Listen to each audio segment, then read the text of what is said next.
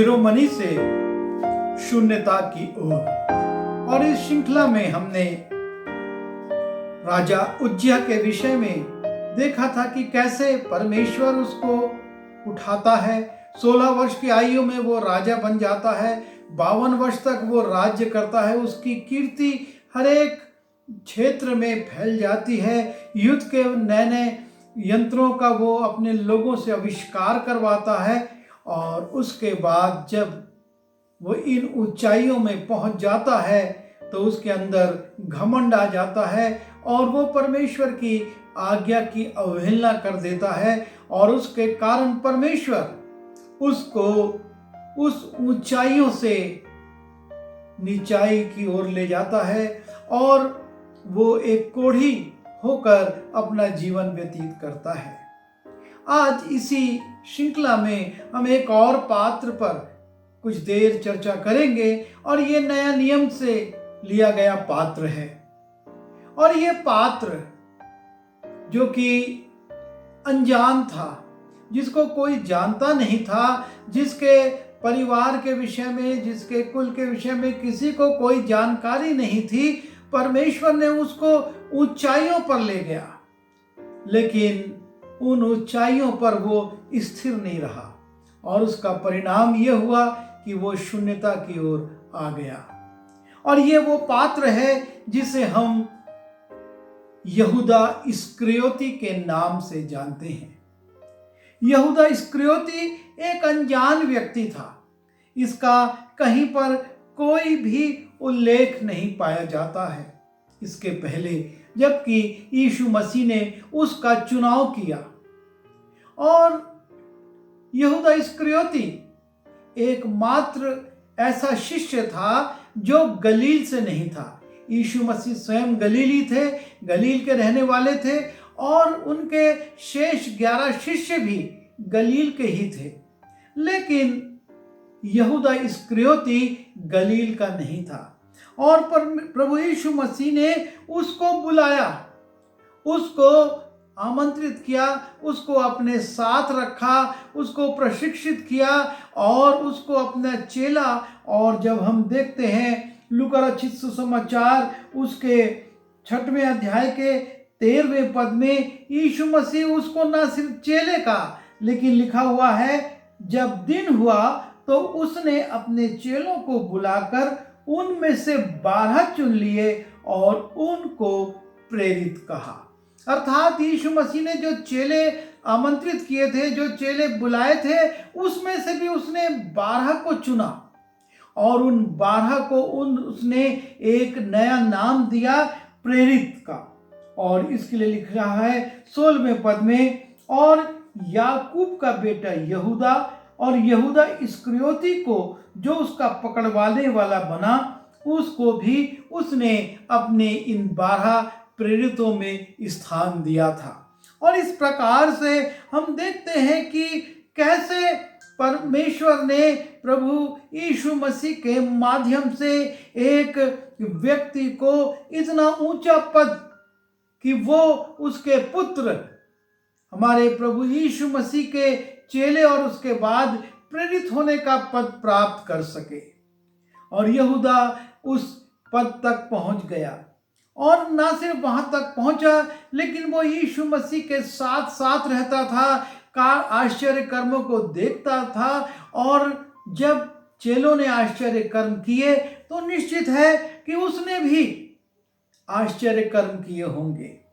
और यीशु मसीह ने उस व्यक्ति पर, उस प्रेरित पर और भी अधिक अपना विश्वास इस रीति से प्रकट किया कि लिखा है कि उसको अपना ट्रेजरार अर्थात कोषाध्यक्ष बना दिया। जब हम यूहन्ना की पुस्तक उसके 13वें अध्याय के 29वें पद में जाते हैं और हम उसमें देखते हैं कि किस प्रकार से प्रभु यीशु मसीह ने उसको अपने ट्रेजरार पद का दिया। लिखा हुआ है यहूदा के पास थैली रहती थी, इसलिए किसी ने समझा कि यीशु उससे कहता है कि जो कुछ हमें पर्व के लिए मोल लेना है या कंगालों को कुछ देना है, वो काम कर।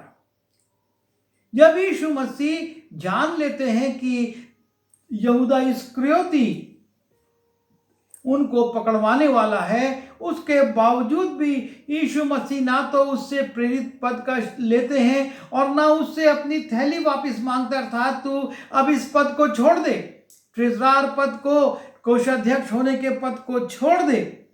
प्रभु यीशु मसीह उससे को मजबूर नहीं करते। और लिखा है कि यहूदा इस्करियोती जो कि यीशु मसीह का चेला था, जिसके पास थैली रहती थी, उसके लिए यूहन्ना लिखता है, जब हम यूहन्ना रचित सुसमाचार उसके 12वें अध्याय के 6वें पद में जाते हैं, उसने ये बात इसलिए ना कही कि उसे कंगालों की चिंता थी, परंतु इसलिए कि वो चोर था और उसके पास उनकी थैली रहती थी और उसमें जो कुछ डाला जाता था उसे वो निकाल लेता था। यहूदा इस्करियोती, जिसको यीशु मसीह ने अपना ट्रेजरार, अपना कोषाध्यक्ष भी बनाया था कि पैसों का हिसाब किताब वो रखे, वो अपने काम को इस ऊंचे पद पर जाने के बावजूद, यीशु मसीह से प्रतिदिन संदेश सुनने के बावजूद और यीशु मसीह की सामर्थ को देखने के बावजूद कि कैसे वो मनों को भी पढ़ लेता है, मनों की बात को भी जान लेता है। जब याजक महायाजक मन में विचार कर रहे थे कि ये मनुष्य कैसे पाप क्षमा कर सकता है, ये तो केवल परमेश्वर के अधिकार में है, पर यीशु ने उनकी बात को जान लिया और कहा, तुम अपने मन में ऐसा क्यों विचार करते हो? मनुष्य को के पुत्र को इस संसार में पाप क्षमा करने का भी अधिकार है। और ये सारी बातें यहूदा इस्करियोती ने देखी थी, सुनी थी, यीशु के साथ रहा था और उसके बावजूद उसके मन में एक लालच थी, पैसों के प्रति लालच थी। और यीशु मसीह ने जब उसको थैली सौंपी, उस थैली में से वो मनमाने पैसे निकाल लेता था। जब मरियम ने बैतनिया में यीशु मसीह के ऊपर वो गंधरस उंडेल दिया, तब ये रिसियाने लगा था और कहने लगा था कि ये क्यों नाश किया गया, ये इत्र क्यों नाश किया, ये तो 300 दीनार में बिक सकता था और कंगालों में बांटा जा सकता था। पर यूहन्ना कहता है ये बात उसने इसलिए नहीं कही थी कि यहूदा इस्करियोती को कंगालों की चिंता थी, उसने इसलिए कहा था क्योंकि जब पैसा उस थैले में डाला जाता तो वो अपनी ज़रूरत के अनुसार, अपनी इच्छा के अनुसार उसमें से निकाल लेता। और इसलिए यूहन्ना उसके लिए जिस शब्द का उपयोग करता है, और वो चोर था और उसके पास थैली रहती थी और उसमें जो कुछ डाला जाता था उसे वो निकाल लेता था। और ये यहूदा इस्करियोती की स्थिति थी जिसे कि परमेश्वर ने ऊंचाइयों पर पहुंचाया था। वो किसी को, कोई उसको नहीं जानता था, कोई उस समाज में उसका स्थान नहीं था, लेकिन उसने को यीशु मसीह ने उस ऊंचाई पर पहुंचाकर अपना चेला और अपना प्रेरित होने का पद दे दिया, उसको कोषाध्यक्ष बना दिया।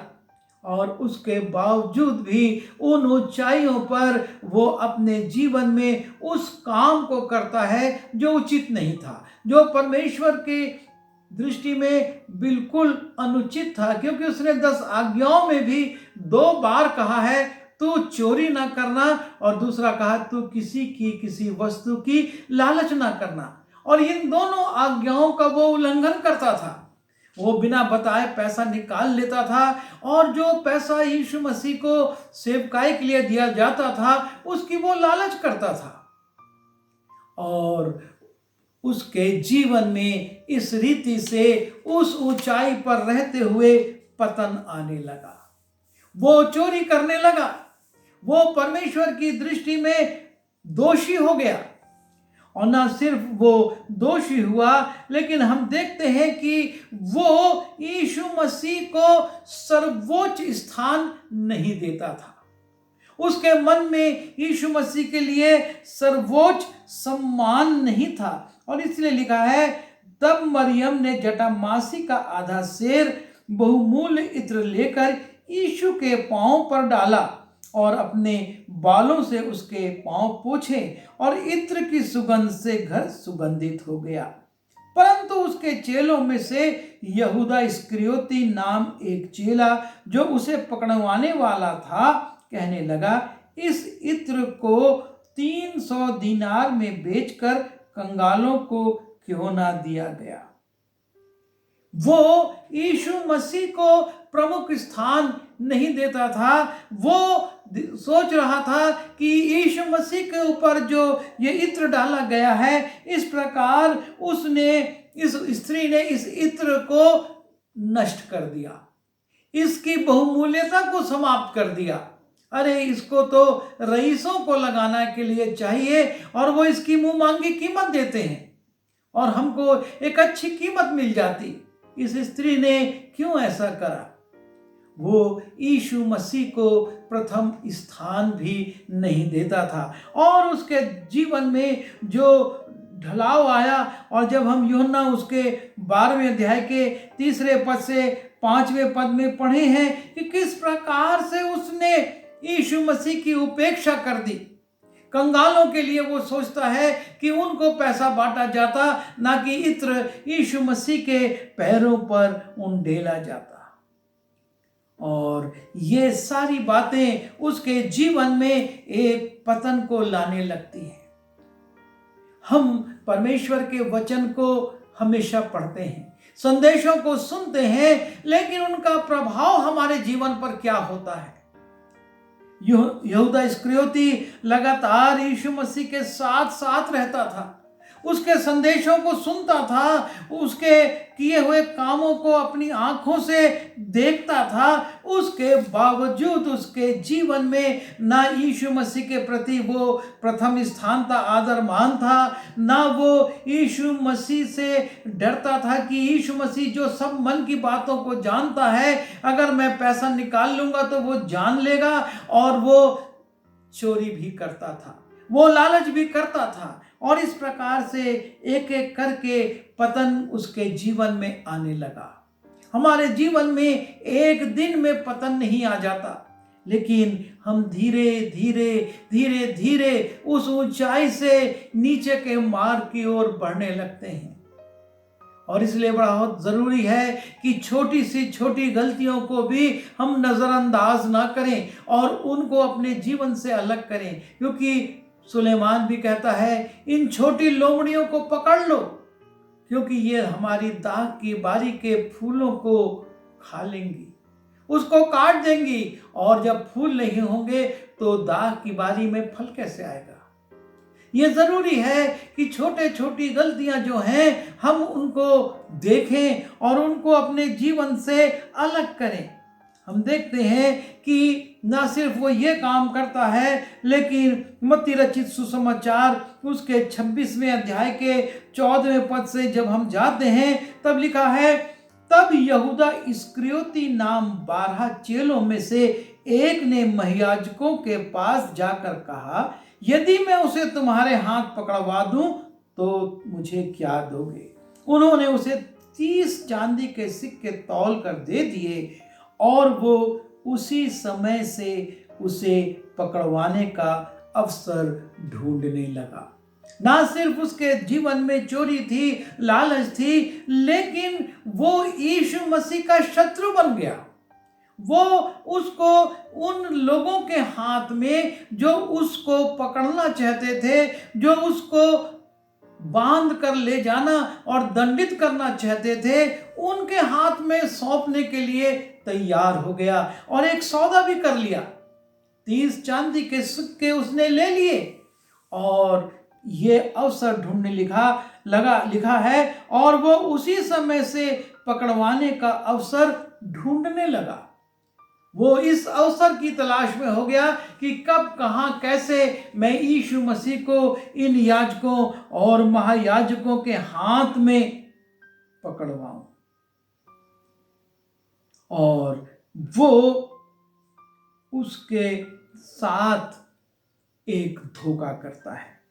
वो यीशु मसीह के साथ धोखा करता है। जब हम यूहन्ना उसके 13वें अध्याय में जाते हैं और हम उसको के पढ़ते हैं तो पाते हैं कि किस प्रकार से वो अपने गुरु को धोखा देता है। वो अपने गुरु, उनको जिसने उसको इस ऊंचाई तक पहुंचाया था, उसके साथ धोखेबाजी करता है। यीशु मसीह इस बात को जानते थे और इसलिए यीशु मसीह से जब लोग पूछते हैं कि कौन ये काम करेगा तुझको पकड़वाने का, यीशु मसीह कहते हैं, तब यीशु ने उसी तरह यीशु की छाती की ओर झुककर पूछ रहे चेले से कहा, यीशु ने कहा, मैं ये रोटी जिसे डुबोकर दूंगा वही है।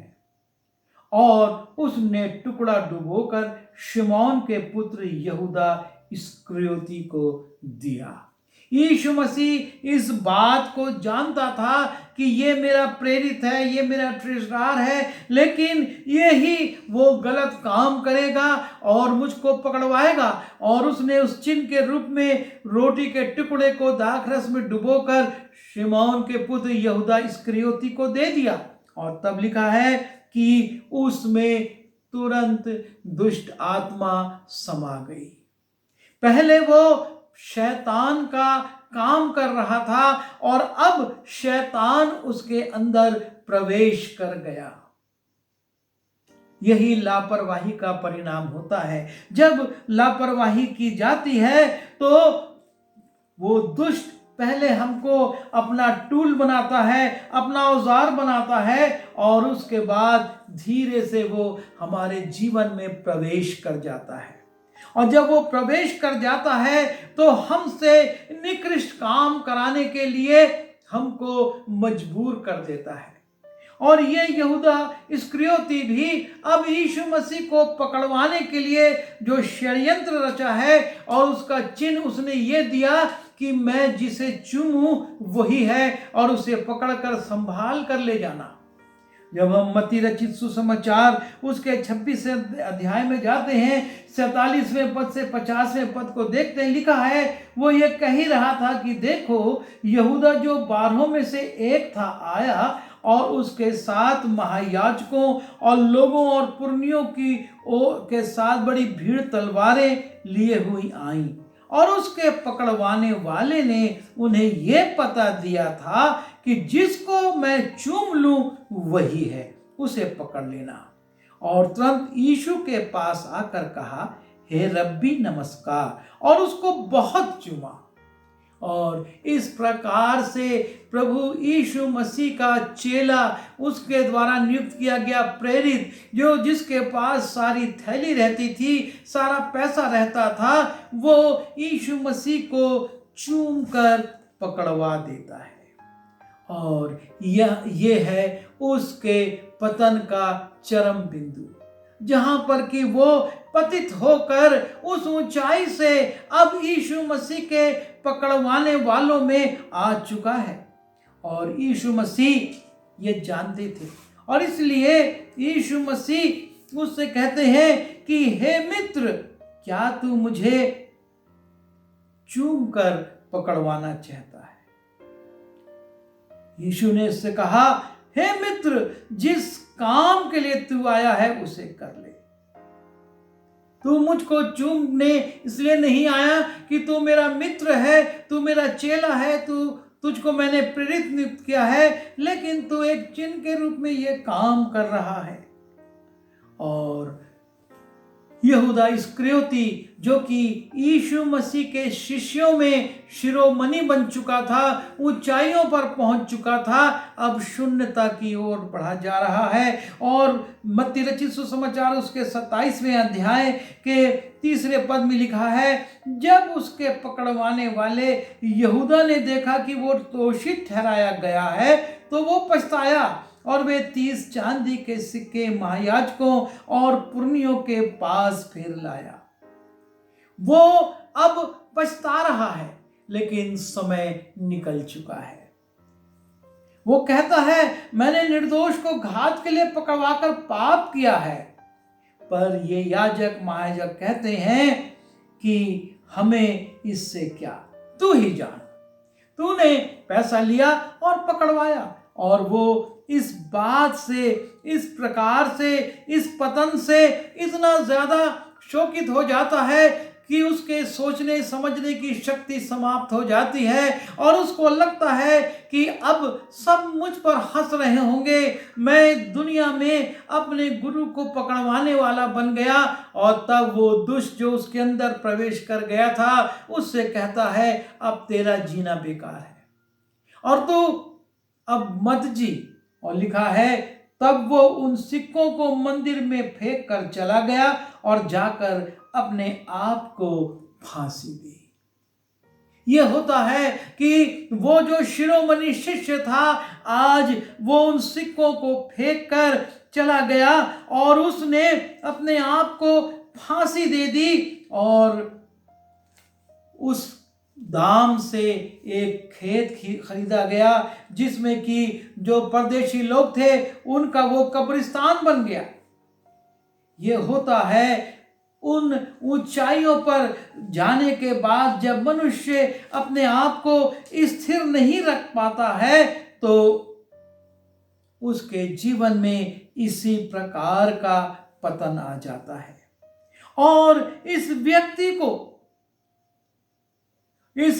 को लिखा है प्रेरितों का काम उसके पहले अध्याय के 24वें पद में कि उसको पद से हटाकर उसके पद पर दूसरे को नियुक्त कर दिया गया।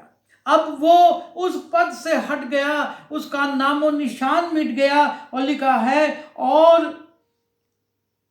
उसने, पतरस ने ये कहकर प्रार्थना की कि हे प्रभु, तू जो सबके मन जानता है, ये प्रकट कर कि इन दोनों में से तूने किसको चुना है कि वो इस सेवकाई और प्रेरिताई का पद ले, जिसे यहूदा छोड़कर अपने स्थान को चला गया। और वहां पर एक नया व्यक्ति नियुक्त कर दिया जाता है, क्योंकि जो यहूदा इस्करियोती है उसके विषय में लिखा है, हे भाइयों, अवश्य था कि पवित्र शास्त्र का वो लेख पूरा हो जो पवित्र आत्मा ने दाऊद के मुख से यहूदा के विषय में, जो यीशु के पकड़वाने वालों का अगुवा था, उसका नाम अब शिष्यों की जगह से, प्रेरित की जगह से यीशु के पकड़वाने वालों का अगुवा बन गया। उसको वो नाम दे दिया गया और उसका सारा घर उजड़ गया। उसके विषय में इतिहास खामोश हो गया, क्योंकि उसने उस ऊंचाई पर अपने आप को स्थिर नहीं रखा। उसने ईमानदारी से अपने काम को, अपने पद को नहीं संभाला। वो चोरी करने लगा, वो षड्यंत्र रचने लगा, वो यीशु मसीह को पकड़वाने वाला बन गया और इसलिए उस पद को समाप्त हो गया, उसका पद छिन गया और वो मर गया, उसका पेट फट गया और वो एक उदाहरण बनकर रह गया कि जो परमेश्वर की ऊंचाइयों पर जाने के बाद, यीशु के द्वारा दी गई ऊंचाइयों पर जाने के बाद स्थिर नहीं रहा, उसका पतन किस रीति से हो गया। उसके साथ के शेष 11 चेले आज भी स्मरण किए जाते हैं, उनके नाम से बहुत सारी बातें लिखी गई हैं, लेकिन यहूदा इस्करियोती का अस्तित्व मिट गया, वो समाप्त हो गया, उसका घर उजड़ गया और जैसा कि वो भविष्यवाणियां थी सारा कुछ समाप्त हो गया। और इसलिए ये जरूरी है कि हम जो प्रभु यीशु मसीह की संगति में रहते हैं, उसके वचन को सुनते हैं, उसके साथ साथ रहते हैं, वो अपना चेला, हम कहते हैं कि हम यीशु मसीह के चेले हैं, ये दावे करते हैं, हम अपने जीवन की उन छोटी छोटी गलतियों को देखें जो हमको पतन की ओर ले जाती हैं। हमको उस बात में जो प्रभु यीशु मसीह ने दिया है उसमें स्थिर रहना है। चेले स्थिर रहे और आज भी उनका नाम स्मरण किया जाता है। लेकिन यहूदा इस्करियोती स्थिर नहीं रहा, वो लालच करता रहा, तत्कालिक लाभ को ढूंढता रहा और ये तत्कालिक लाभ उसको ले डूबा। हम तत्कालिक लाभों को नहीं, लेकिन यीशु के वायदे को देखें कि उसने कहा है कि मैं तुम्हें फिर लेने आऊंगा कि जहां मैं रहूं वहां तुम भी रहो। लेकिन यहूदा इस्करियोती उस स्थान को जहां हमेशा की पीड़ा है, दर्द है, शोक है, वहां चला गया, क्योंकि वो अपने पद पर, उस ऊंचाई पर स्थिर नहीं रह पाया। प्रभु हमारी सहायता करे कि हम अपने जीवनों में अब जांचते रहें, छांटते रहें, काटते रहें और अपने आप को तैयार रखें कि जब यीशु आए तो हम उसके साथ बादलों पर उठाए जा सके। आइए प्रार्थना करें। प्रभु जी, हम आपके चरणों पर आते हैं। आप हर एक मनुष्य को चुनते हैं और उसकी योग्यता के अनुसार उसको पद भी देते हैं। आपने यहूदा इस्करियोती को भी चुना और प्रभु जी उसकी योग्यता के अनुसार उसको ट्रेजरार पद दिया, उसको कोषाध्यक्ष बनाया, लेकिन वो उसमें स्थिर नहीं रहा। हम प्रार्थना करते हैं, जब हम यहूदा के जीवन को देखते हैं, हम अपने जीवन को भी जांचें और प्रभु जी अपने जीवन की उन तमाम छोटी गलतियों को, छोटी लोमड़ियों को पकड़ें, ताकि वो हमारी दाग की बारी के फूलों को ना खाएं और हम फल विहीन ना हो जाएं। प्रभु जी, जबकि हमने देखा कि किस प्रकार शिरोमणि होने के बाद यहूदा इस्करियोती शून्यता की ओर आ गया और शून्य हो गया। हमारे जीवनों पर दया कीजिए कि हमारे जीवन में ऐसी स्थिति ना आए और हम उस शून्यता में ना पहुंचे। विनती यीशु के नाम से मांगते हैं, आमीन।